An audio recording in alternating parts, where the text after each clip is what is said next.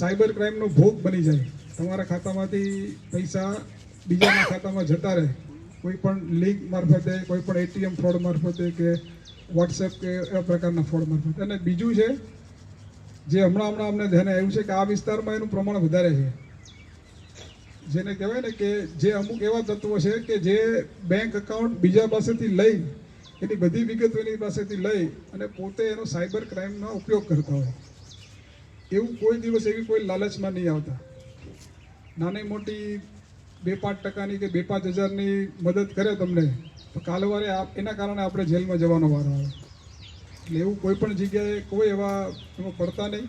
એવા બનાવવા વિસ્તારમાં બન્યા છે. એટલે આપને કહું છું કે લોકો એને ભાડા તરીકે ઉપયોગ કરે, પોતાનું એકાઉન્ટ છે બીજાને આપી દે. હવે બીજો માણસ છે એ મારે આજે આપણા ખાતામાંથી 100-150 રૂપિયા પણ જતા રહેતા હોય. એવા માની લો આખા ઇન્ડિયા લેવલે 100-150 રૂપિયા 1000 લોકોના ખાતામાંથી જાય તો કેટલી મોટી અમાઉન્ટ થાય. એટલે જેના પૈસા જાય એને પોતાની વેદના ખબર હોય. આજે આપણા ખાતામાંથી પૈસા આપણી પરસેવાની કમાણી જતી રહે તો કેટલું આપણને દુઃખ થાય, બરાબર. એટલે એવા કોઈ ક્રાઇમમાં આપણે ભાગીદાર ન બનીએ એવું ખાસ ધ્યાન રાખવું પડે. ને આ વિસ્તારમાં એવો બનાવ બનવા ધ્યાનમાં પણ આવ્યા છે અને પોલીસે કાર્યવાહી પણ કરી છે. પણ આમાં થાય કેવું, જે વ્યક્તિનું ખાતું હોય એને બિચારાને ખબર ન હોય કે આનો ક્યાં ઉપયોગ થતો હોય. એવા ઘણા તત્વો છે આવો કે પછી વેસ્ટ બેંગાલનો કોઈ ફરિયાદ દાખલ થઈ હોય, કેરલામાં ફરિયાદ દાખલ થઈ હોય, એના પૈસા ફરતા અહીંયા અકાઉન્ટમાં આવ્યા હોય. એટલે પછી ત્યાંની પોલીસ ગોતતી આવે ને પછી આપણે એ કાયદેસરની કાર્યવાહીનો ભોગ બનવું પડે. એવું ન થાય એ ખાસ મારી વિનંતી છે કે આપણા ખાતામાં પૈસા આવ્યા પછી આપણે એમ ન કહી શકીએ કે મને ખબર નથી શેના પૈસા આવ્યા. એ ખાતુંની બધી જવાબદારી આપણી પોતાની છે. એટલે ખાસ કરીને એવા કોઈ, મારી ફરીવાર વિનંતી છે કે એવા કોઈ લાલચમાં કોઈ ન આવે.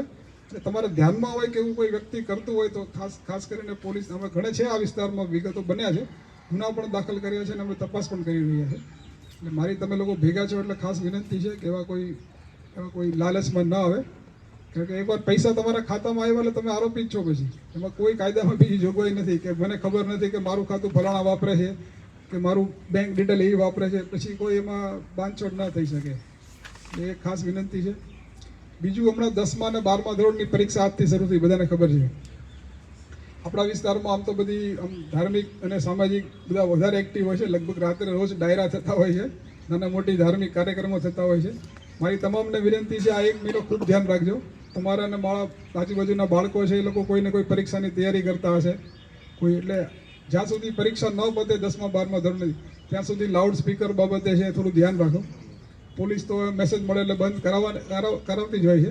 પણ આપણે એક સામાજિક જવાબદારી તરીકે આપણા વિસ્તારના બાળકો છે કોઈ તૈયારીમાં વિક્ષેપ ના પડે, કોઈ સ્કૂલની આજુબાજુમાં હોય